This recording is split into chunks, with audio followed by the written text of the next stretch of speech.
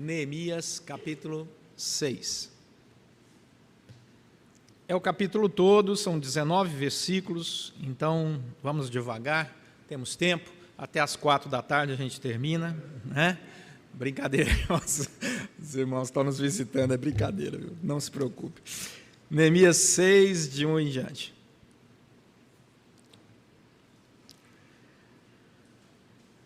Tendo ouvido Sambalate, Tobias, Gesem, o arábio e o resto dos nossos inimigos, que eu tinha edificado o muro e que nele já não havia brecha nenhuma, ainda que até este tempo não tinha posto as portas nos portais, Sambalate e Gesem mandaram dizer-me: vem, encontremo-nos nas aldeias, no vale de Ono. Porém, intentavam fazer-me mal. Enviei-lhes mensageiros a dizer: estou fazendo grande obra, de modo que não poderei descer. Por que cessaria a obra enquanto eu a deixasse e fosse ter convosco? 4 vezes me enviaram o mesmo pedido. Eu, porém, lhes dei sempre a mesma resposta. Então Sambalate me enviou pela 5ª vez o seu moço, o qual trazia na mão uma carta aberta, do teor seguinte: entre as gentes se ouviu, e Gesem diz que tu e os judeus intentais revoltar-vos, por isso reedificas o muro e, segundo se diz, queres ser o rei deles. E puseste profetas para falarem a teu respeito em Jerusalém, dizendo: este é rei em Judá. Ora, o rei ouvirá isso, segundo essas palavras. Vem, pois, agora e consultemos juntamente. Mandei dizer-lhe: de tudo o que dizes, coisa nenhuma sucedeu, tudo o teu coração é que o inventas. Porque todos eles procuravam atemorizar-nos, dizendo: as suas mãos largarão a obra e não se efetuará. Agora, pois, ó Deus, fortalece as minhas mãos. Tendo eu ido à casa de Semaías, filho de Delaías, filho de Meetabel, que estava encerrado, disse ele: vamos juntamente à casa de Deus, ao meio do templo, e fechemos as portas do templo, porque virão matar-te, aliás, de noite virão matar-te. Porém eu disse: homem, como eu fugiria? E quem há como eu que entre no templo para que viva? De maneira nenhuma entrarei. Então percebi que não era Deus quem o enviara. Tal profecia falou ele contra mim, porque Tobias e Sambalate o subornaram.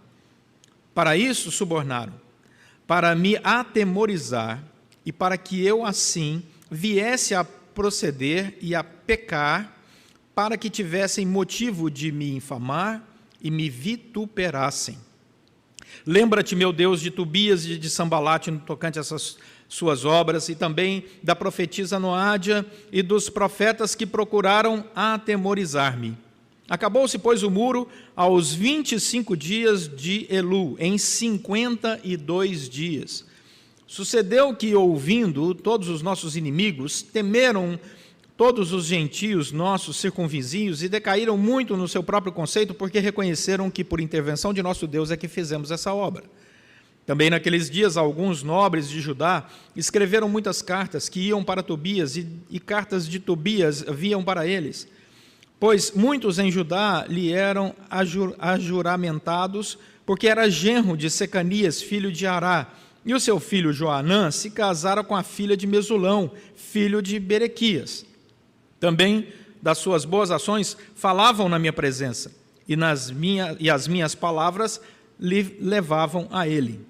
Tobias escrevia cartas para me atemorizar. Só até aí. Vamos orar. Deus, fala ao nosso coração pela Tua palavra. Precisamos da Tua instrução, graça e misericórdia. Precisamos desse alimento espiritual puro, verdadeiro e único.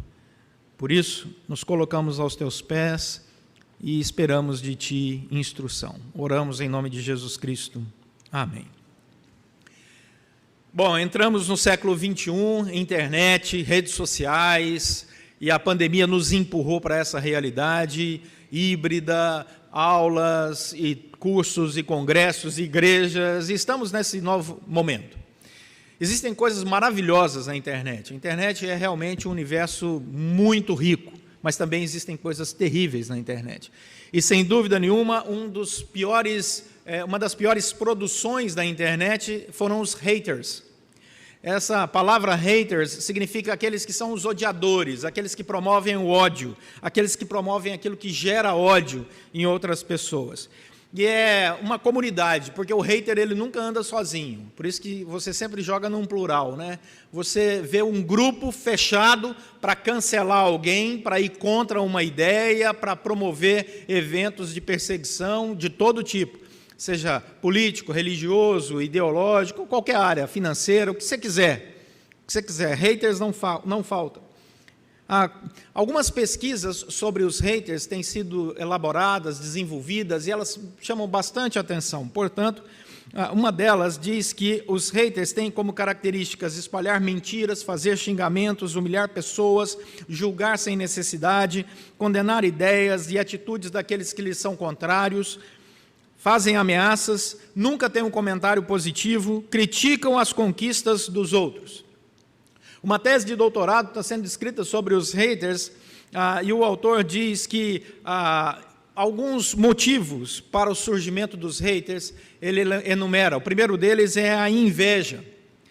Nas pesquisas, ele descobriu que o hater ele é uma pessoa que olha para a vida do outro e vê o outro bem-sucedido nas redes sociais, sempre postando alegria, sempre postando viagens, sempre postando sucesso, aplauso, sorriso, e o hater não aguenta isso. Ele não aguenta ver o sucesso do outro. Ele se levanta contra isso e ele consegue, a partir da sua própria frustração, criar um processo de difamação da vida do outro. Segundo elemento levantado é a baixa autoestima. Alguns haters, eles olham para si mesmos e não gostam do que vem. Então, eles não se aceitam. E, por isso, eles lançam toda essa frustração no outro. E eles começam a projetar no outro a sua baixa autoestima. E, por fim, a falta, obviamente, de amor próprio. Portanto, ele olha para aquilo que está acontecendo na vida do outro, olha para si mesmo e ele não se ama. E ele começa a plantar o ódio que existe dentro do seu próprio coração.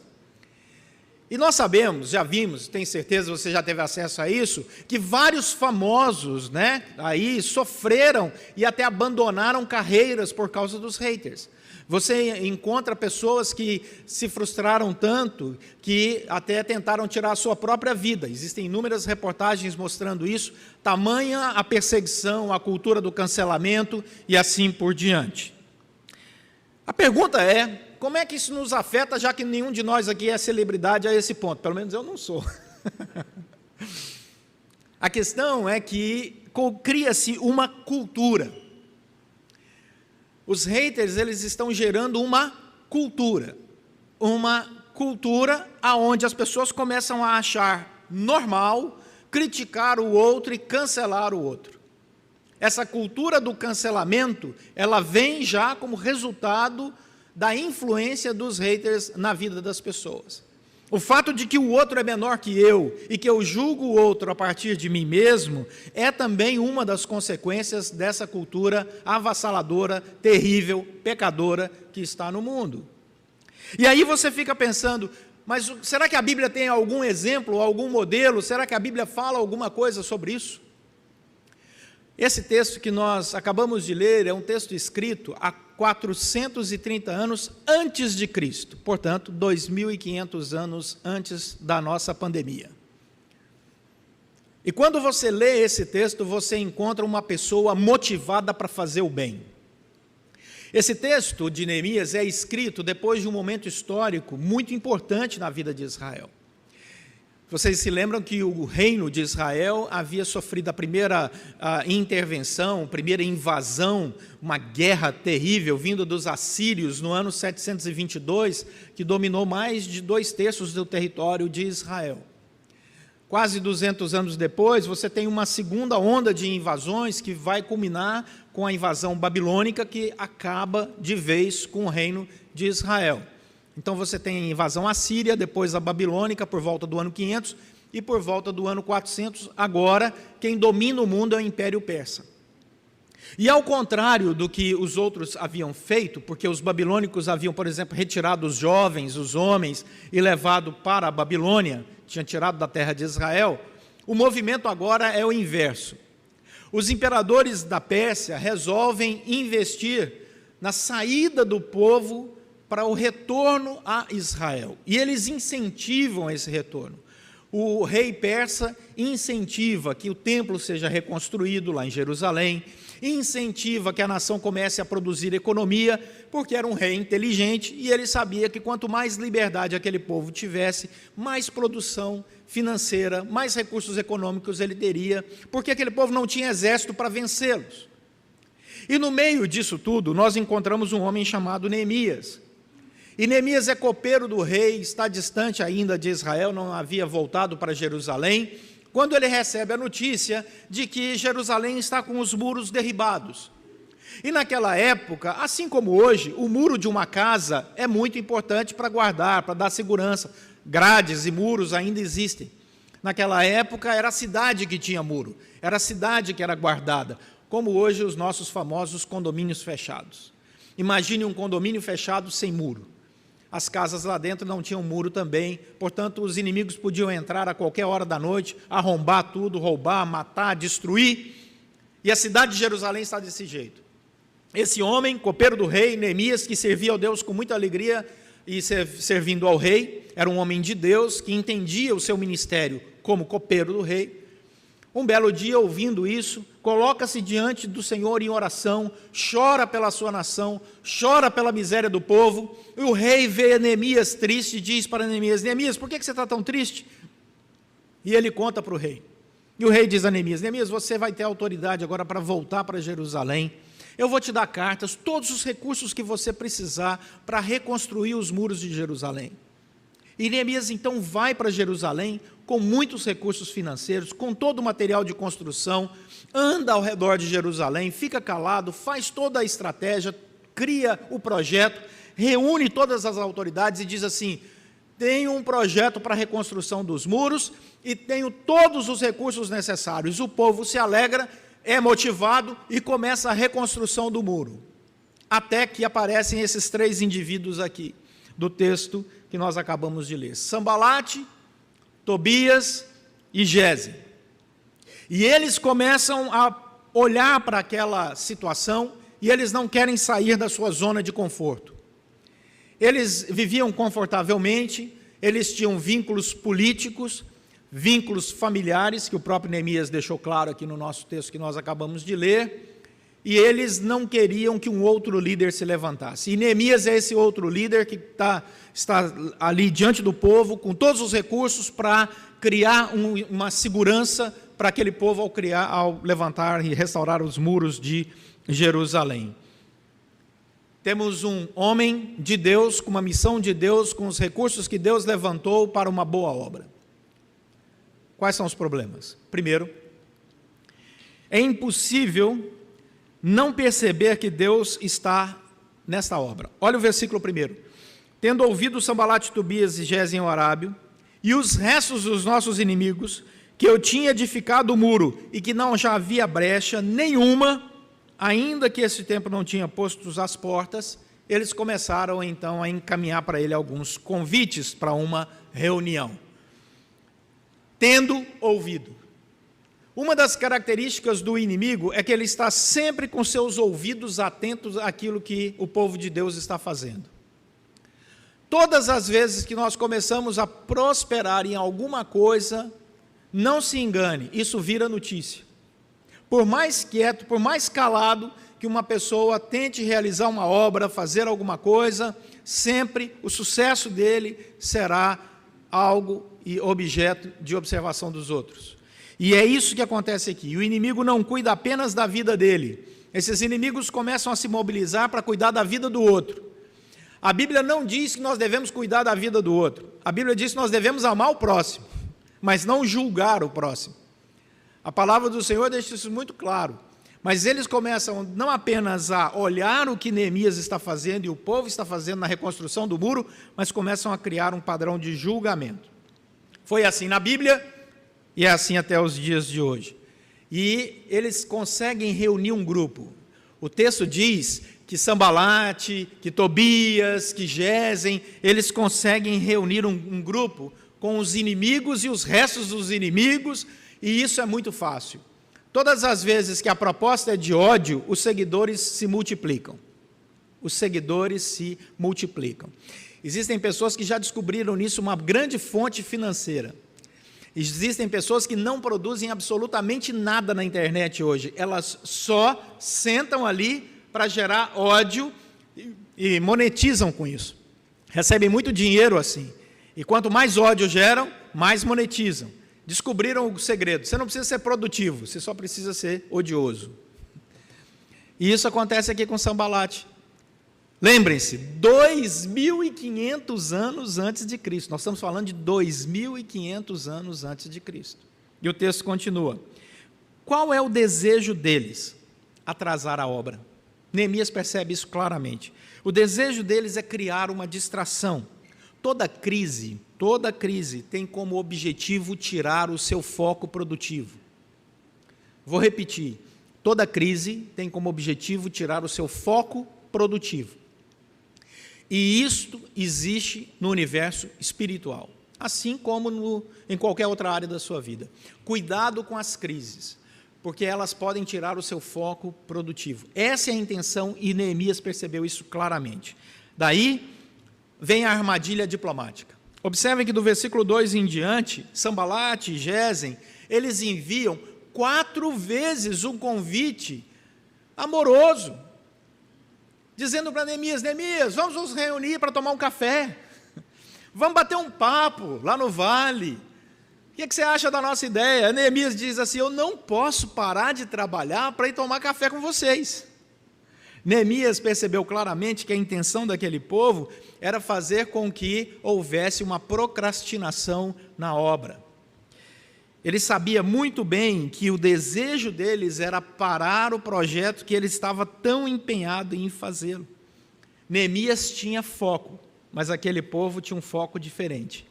Então, cada vez que eles mandaram o convite, Neemias respondia, não vou deixar de fazer aquilo que eu estou fazendo para parar a obra e investir em tempo para conversar com vocês.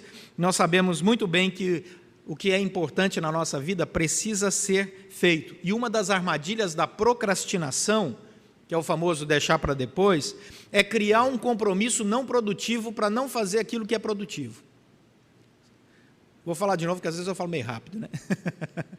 O segredo da procrastinação é esse. Quando você tem uma tarefa que você não quer fazer, mas ela é importante, você começa a procrastinar, você deixa para depois. E se aparece alguma coisa, qualquer coisa menos importante, você assume aquele compromisso para dentro de você mesmo, você se auto-justificar da sua procrastinação. E Neemias diz, aqui não. Por exemplo, não precisa levantar a mão nem dar testemunho. Quantas vezes já surgiram propostas, convites, sugestões para você não vir à igreja num domingo, que é o mais importante? Todo tipo de coisa aparece.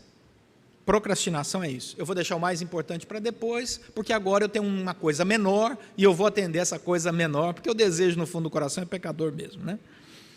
Daí o versículo 5 em diante mostra uma pressão política. Quando eles perceberam que ele não ia atender aquilo, o que foi que eles fizeram? Versículo 5 em diante. O Sambalate, gente, fez uma coisa que não se fazia. Ele pegou a carta. Quando você escrevia um convite para alguém, você selava a carta. Esses dias eu ganhei um selo. Eu fui num evento, eles me deram um selo feito para mim. Olha que coisa legal. De cera, que você põe a cera quente e sela. É chique. Nunca vou usar, mas que é chique. Eles pegaram aquela carta que deveria ser selada, as outras 4 foram. Pegaram a 5ª carta, deixaram aberta. O que essa 5ª carta dizia? A carta dizia que ele havia esparramado profetas por Jerusalém, dizendo que ele estava restaurando o muro para ser rei. Qual a intenção de Sambalate? Espalhar uma fake news. 2.500 anos antes de Cristo. porque ele sabia que aquela carta aberta todo mundo ia ler, todo mundo ia ter acesso. Então ele queria criar uma confusão. 2.500 anos antes de Cristo. E ele ainda se propõe para solucionar o problema, dá uma de bonzinho. Olha, ele diz assim: o rei vai ficar contra você, mas vamos juntos conversar com o rei, eu vou junto com você. O sujeito espalha fake news, que coloca a vida de Neemias em risco, porque se o rei acreditasse naquela falsa notícia, iria matar Neemias, iria parar a obra, e ainda se coloca como bonzinho: eu vou junto com você. O que Neemias fez? Neemias percebeu que o Sambalate, que havia acabado de inaugurar fake news no seu Twitter, né, ele começou a responder esse homem como qualquer homem de Deus deve responder, como qualquer pessoa que entende, sente e serve ao Senhor deve fazê-lo. Ele percebeu que a motivação era falsa. Dá uma olhada no texto, que você vai, a partir do verso 7, perceber. Ele diz assim, verso 7 do capítulo 6 de Neemias: puseste profetas para falarem a teu respeito em Jerusalém, dizendo: este é o rei de Judá. Ora, o rei ouvirá isso segundo essas palavras. Vem, pois, agora e consultemos juntamente. Versículo 8, a resposta de Neemias: eu mandei dizer a ele: de tudo o que dizes, coisa nenhuma sucedeu. Neemias interpreta imediatamente a mentira e diz: isso não é verdade. Tudo teu coração é que o inventas. Já sei de onde está saindo isso. E ele continua: porque todos eles procuravam atemorizar-nos. E pela primeira vez essa palavra aparece aqui no versículo 9. Por que essa palavra é tão importante? Porque ela vai ser repetida no versículo 13, 14 e 19. A primeira vez que Neemias usa essa palavra aqui, atemorizar, e essa palavra significava gerar um medo que paralisa o indivíduo, faz com que ele não consiga fazer mais nada, ele não pensa em outra coisa, ele só pensa naquele objeto do medo. A primeira vez que Neemias usa nesse versículo aqui, e depois ele vai repetir várias vezes. E vai dizer: percebi que o objetivo de vocês era me parar pelo medo. Pelo medo. Parar a obra do Senhor através do medo. E o desejo desse povo era gerar esse medo, porque quem tem medo não constrói nada, quem tem medo não sai do lugar. O medo é confortável. Quando você quer transformar alguma coisa na sua vida, você tem que sair da zona de conforto. E quem sai da zona de conforto tem coragem.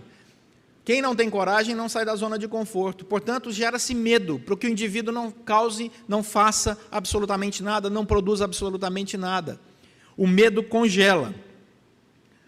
O medo tem um aspecto positivo, que é a autopreservação.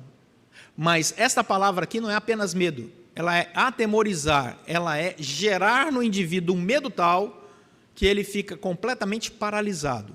Perceba, medo é algo positivo quando você sabe controlá-lo. Quando ele diz para você: não coloca o dedo nessa tomada, porque se ela estiver ligada, você vai tomar choque.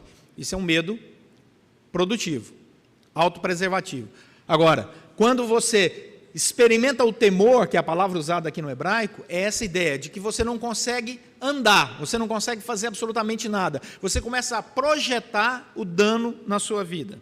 E aí o texto continua dizendo que ele simplesmente disse: esse medo, esse temor, esse atemorizar-se não entrará no meu coração. O apóstolo Paulo, quando escreveu para Timóteo, e Timóteo estava pregando e era pastor numa cidade muito difícil, cidade de Éfeso, Paulo escreveu a Timóteo o seguinte: Timóteo, eu estou preso, a vida não está fácil, estamos sendo perseguidos, mas deixa eu te dizer uma coisa, 2 Timóteo 1,7, Deus não nos tem dado espírito de covardia, mas de poder, de amor e de moderação. O que Paulo está dizendo a Timóteo? Levanta a cabeça e encara. Vai de frente, não para. Nós temos uma missão, não tenha medo, não fique atemorizado. Agora, Neemias olha para tudo isso, detecta o problema e o que ele faz? Final do versículo 9. O que todos nós devemos fazer quando somos objetos desse atemorizar, quando tantas notícias vêm, você não sabe se é fake news ou não é, tanta cultura do cancelamento, tanto hater pela frente, faça o que Neemias fez no final do versículo 9. Ora. ora de maneira específica. Senhor, olha o final do versículo 9, fortalece as minhas mãos. Senhor, sem ti eu não sou nada. Efésios vai dizer que a luta é nossa, mas a força vem do Senhor. Quando você tenta buscar a força em si mesmo, você não encontra. A fonte da força não é o nosso coração. A fonte da força vem do Senhor. E Neemias mostra o caminho para nós. Detectei o problema, detectei a motivação errada dos inimigos, detectei o que eles querem gerar no meu coração, esse temor que congela. Vou voltar para o Senhor e deixar tudo isso na mesa claro diante de Deus. Deus fortalece as minhas mãos, não me deixa assim.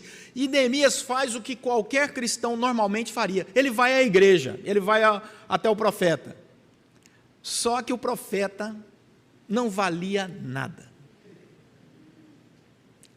E quando ele chega na casa do profeta, o tal do Semaías, que é conhecido, ele é filho de Delaías, que era filho de Meetabel, que estava fechado dentro de casa, estava lá na sua pandemia, é o que o texto diz aqui, estava encerrado dentro de casa. Ele diz: olha, Neemias, vamos juntos para a casa de Deus, vamos entrar no templo, porque é profeta e provavelmente sacerdote, porque se ele tinha acesso ao templo, vamos entrar lá, vamos trancar as portas da casa do Senhor, porque esse povo procura matar você. Neemias disse assim: você está louco? Porque o texto de Números é claro, lá na Escritura Sagrada, a orientação para o povo de Deus é claro: se você não fosse sacerdote, você não podia entrar naquele lugar santo. Quem não era sacerdote, que entrasse no Santíssimo do templo, era fulminado na hora, era morto na hora. Neemias diz: que teologia ruim é essa? Ali, por conhecimento bíblico, Neemias descobriu que o profeta era falso. Porque o profeta o recebe muito bem, o profeta diz aquilo que o coração de Neemias, se fosse um coração normal, gostaria de ouvir: eu vou te proteger, eu vou te guardar. O profeta dá a ele uma visão teológica, ou seja, vem para a casa do Senhor, vou guardar você aqui. Só que ele estava querendo, era levar Neemias para uma emboscada, se não espiritual, como se não bastasse, mas também física. E Neemias, versículo 12 diz: então percebi que não era Deus quem o enviara.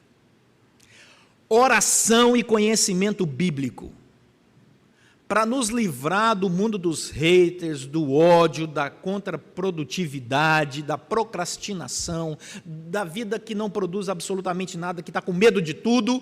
Ora e conheça a palavra, porque não faltará falsos profetas, que para não serem cancelados, e porque são covardes teologicamente, negociam valores bíblicos para agradar o povo,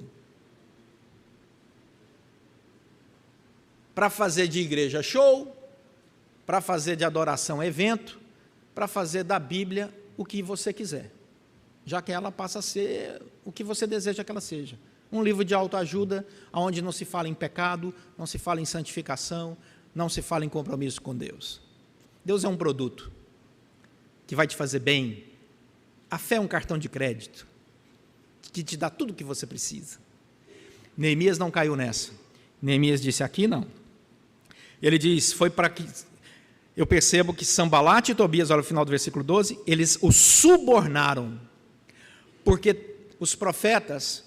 E aqui no caso tinha até uma profetisa, Noadia, e outros profetas, final do versículo 14, tinham um só intento. Qual a palavra? Versículo 14, no finalzinho: atemorizar. Versículo 13, a palavra aparece de novo: ele queria me atemorizar, gerar em mim um medo que me congelasse.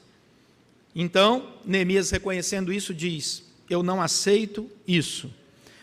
A palavra do Senhor não diz isso. E aí caminhamos para a conclusão do texto, do versículo 15 em diante.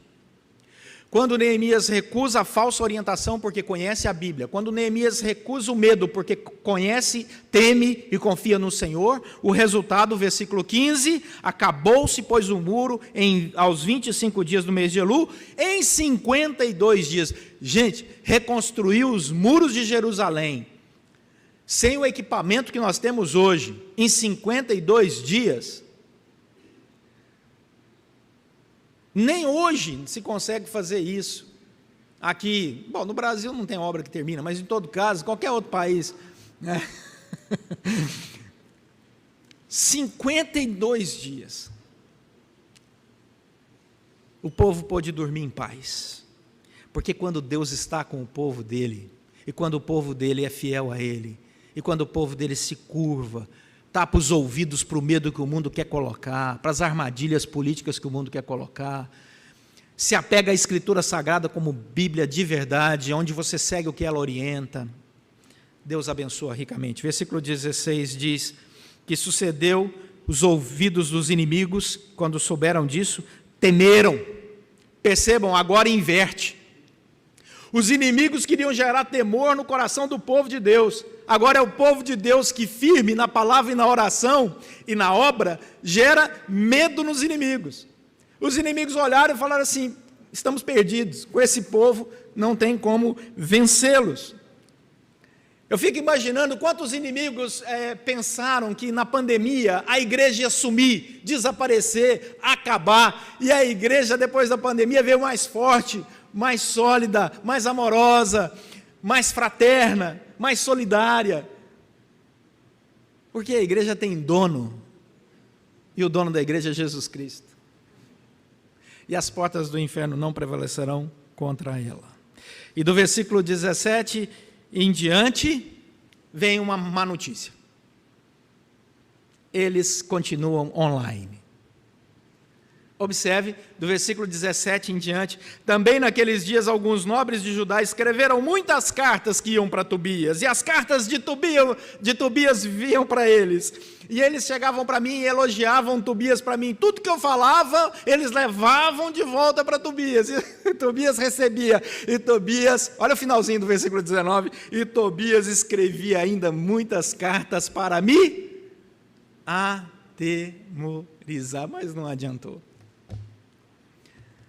Jesus falou que no mundo nós teríamos esse problema. Não adianta você imaginar que você vai vencer batalhas no mundo e que nunca mais vai enfrentar outras batalhas. Não, elas vão se suceder, uma após outra. Mas é de glória em glória, é de graça em graça, que nós chegaremos à presença do nosso Deus. Neemias colocou toda a sua energia para realizar essa obra da reconstrução do muro, e nós nos lembramos de Jesus lá em João capítulo 17, quando ele orou pela sua igreja dizendo o seguinte: Pai, não peço que os tires do mundo, e sim que os guardes do mal.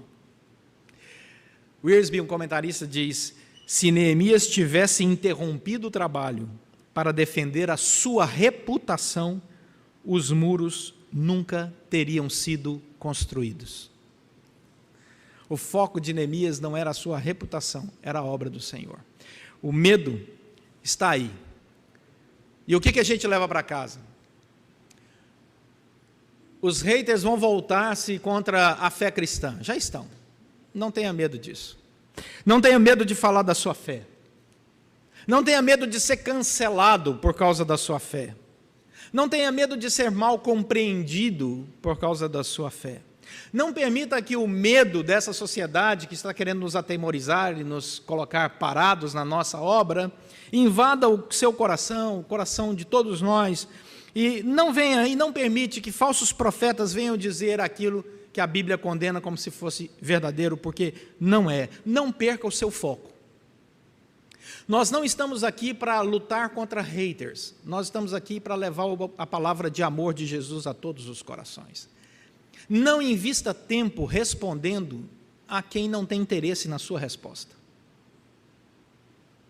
Invista tempo produzindo, glorificando a Deus, levando o Evangelho, falando de Jesus para o seu colega de trabalho, para o membro da sua família, para o vizinho. Fale desse amor que tira esse peso do coração e gera essa leveza de alma, do perdão de Jesus, da alegria da comunhão.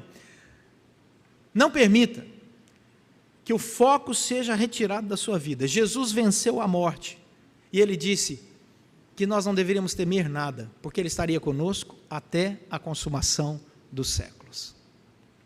Nós não devemos produzir conteúdo de ódio na internet. Nós também não devemos nos calar ao manifestar a nossa fé.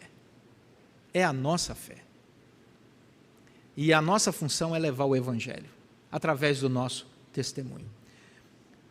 Não nos deixemos atemorizar por isso. Assim como Neemias, vamos orar, vamos nos firmar na palavra, vamos focar na obra e que Deus assim nos abençoe. Amém?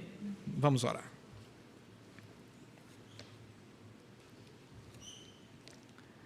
Coloca a sua vida em oração. Eu não sei como você entrou aqui, quantas críticas têm afetado a sua vida, a sua maneira de pensar, mas eu queria que você nesse momento orasse por isso.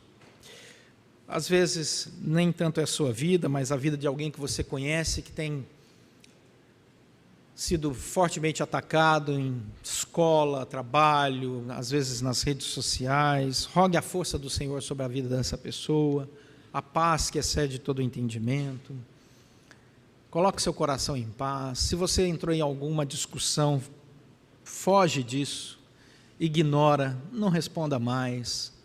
Dizem os especialistas que a melhor maneira de acabar com a onda hater é você ignorar, não responder, deixa para lá. Só fale coisas boas. Fale do amor de Jesus. Viva na palavra. Descansa seu coração.